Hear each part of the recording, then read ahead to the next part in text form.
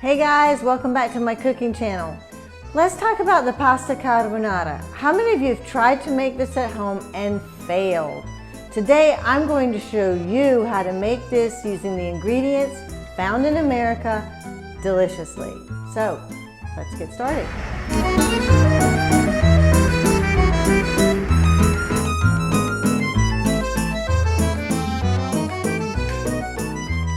Here's all of our ingredients.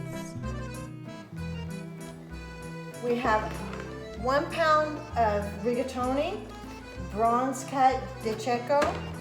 We have 3 eggs, that will be 1 egg per person. I have a tablespoon of ground black pepper, a tablespoon of ground rock salt.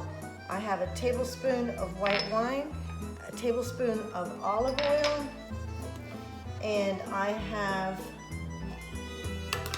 0.4 ounces of pancetta, uncured, and then I have some grated extra Parmesan for afterwards after the pasta's cooked. We're going to turn on our water to boil, and it is salted already, just lavishly salt. It doesn't matter if you use a little bit of salt or a lot of salt, you really can't go wrong with that. So while that is getting ready to bring to a boil, we are going to take our pancetta and put it in the pan on medium-high with the tablespoon of olive oil. The reason that I use the olive oil for the carbonara in America is because our pancetta, as you can see, does not have the amount of fat that the pancetta or the guanciale that they use in Italy.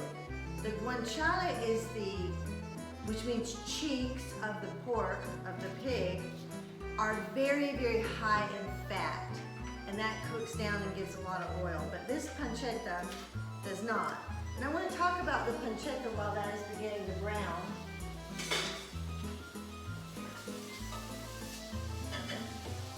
I want to tell you that I shopped all over Charleston, South Carolina, and the best thing I found was uncured diced pork from Whole Foods. This is all natural, minimally processed pancetta Citerio. I don't believe it was imported, but I must say it is diced so fine that by the time you cook it, it will be nothing more than the size of a single peppercorn. And it's just not an imitation of what they use in Italy, so I don't recommend this. This, as you will see in a minute, I'll bring the camera over to the pot, is thick chunks of the pancetta with more fat. Now our butcher shops, the butcher shops in the grocery store, the specialty butcher shops, nothing. I went to Publix, Harris Teeter, Whole Foods, Walmart, Costco, the butcher shop, none of the above had any type of pancetta fresh, nor did they have any that they could cut for me. I was forced to use packaged pancetta, which is the only thing we can use in lieu of guanciale. So we're going to bring it over to a brown.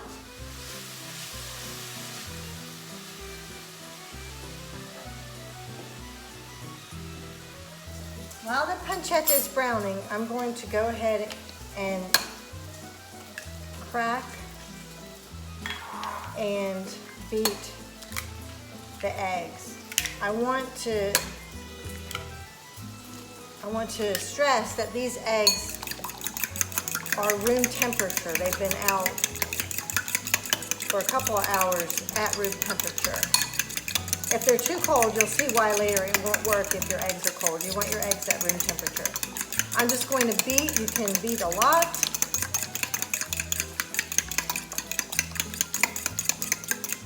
And then I'm going to add the prepared ground rock salt to the eggs. I am not going to add the black pepper because it will turn my egg mixture black. So I'm careful not to do that. Our salted water is boiling, and we are going to drop in the pound of box pasta. And this is where I want to let you know that I have made the carbonara pasta with several different noodles. The spaghetti is, of course, I believe the first dish that was ever made with this carbonara. It's not really a sauce, although many think it is. It's more of a technique of putting ingredients together. It's not a sauce per se, but the typical one is spaghetti carbonara. But if you go to a restaurant in Rome, you can ask for almost any kind of noodle that you would like, any type of pasta, and they will make it a la carbonara. But if you use homemade noodles, you're going to be eating a lot of egg, because the box noodles, the ingredient is only durum wheat. There is no egg in it. So for me, I don't like to add egg on top of egg, so I don't use the homemade noodles to make the carbonara. The pancetta is nice and brown, and in order to gather up the browning bits that remain on the bottom, I'm going to toss in the tablespoon of white wine and mix that up and let it evaporate. The purpose of the wine is to gather all of these nice yellow parts of the pancetta to give the carbonara that beautiful yellow color that it's known for in Rome. Okay, now that that's done, I'm going to turn off the heat and separate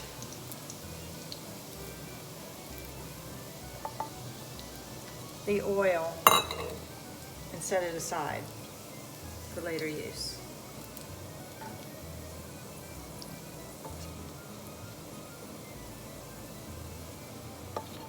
And I'm going to set it aside, and I'm going to let the pancetta pan cool off. It needs to get back to a cold temperature. And I'll show you a little trick in a second. I'm taking the pan that was cooking the pancetta, and I'm putting it over here in the cold water to get it as quickly as I can on the bottom. Because when we put our egg in here, you don't want any of the egg to cook when you put it in the pan. That's not going to help your... So this is just one of my little hacks to get this going quicker. And when it's cold to the touch and I can tell that it's not going to burn me, then I know it's not going to cook the egg when the egg is placing. So we're good. We're going to try the noodles now. They've been boiling about a little under 10 minutes. But we want to make sure that they do not overcook. They must be al dente. If they're not al dente, you have to just throw it away and start over. Perfect. There's a tiny bit of white, but not much. Because now what we're going to do, while it cooks one more minute, we're going to add the egg to the pan. We're going to turn the pan on medium, on low, sorry. And then this part gets a little stressful. You have to be very fast, and you don't want the noodles to cook anymore. I got to get them out. It's time to get them out. So the only thing in the pan is our egg mixture. I'm going to turn off the heat. I just wanted it to get the pan warm again. The pan was cold because I did not want the eggs to cook at all when I put them in there. Not at all. We want the heat of these noodles to cook onto the noodle. I'm going to turn up the heat a little because they're not cooking, which is a surprise. We're going to add half of our mixture of the Romano and keep stirring. Turn up our heat.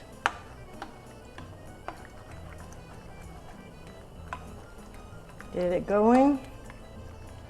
That's the critical part about the al dente. They need to be a slight bit under al dente. Okay, there we go, done. You cannot take your eyes off this dish for 1 second or it's over.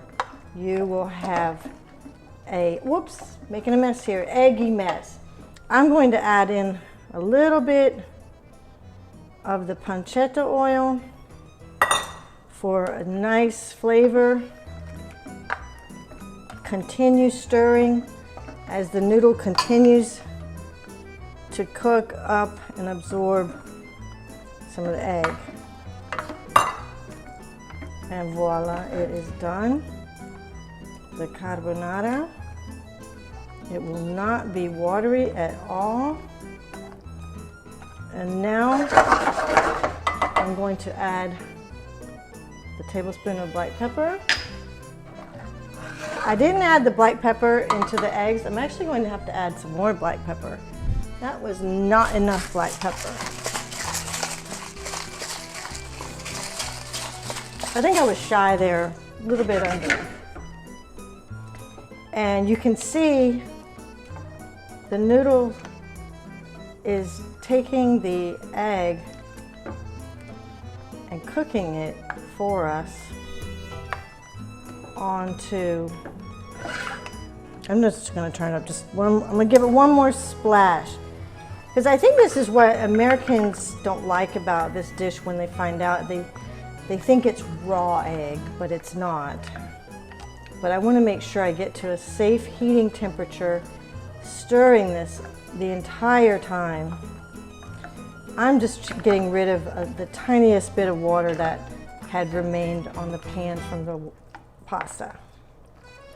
Okay, it is perfect, perfect.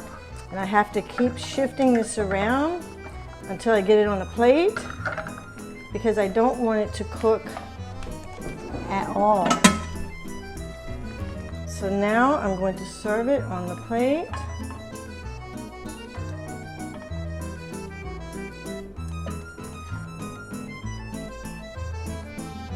See how hot it's steaming?